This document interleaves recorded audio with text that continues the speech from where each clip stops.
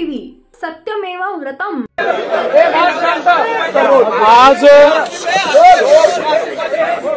राज्याचे मंत्री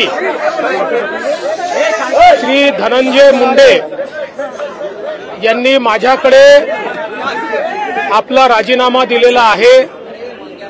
त्यांचा राजीनामा मी स्वीकारलेला आहे आणि पुढील कारवाई करता तो माननीय राज्यपाल महोदयांकडे पाठवलेला आहे। त्यामुळे मंत्री धनंजय मुंडे यांना राजीनामा स्वीकारून या ठिकाणी मुक्त करण्यात आलेलं आहे। आज महाराष्ट्र के मंत्री श्री धनंजय मुंडे इन्होंने अपने पद का इस्तीफा मुझे सौंपा।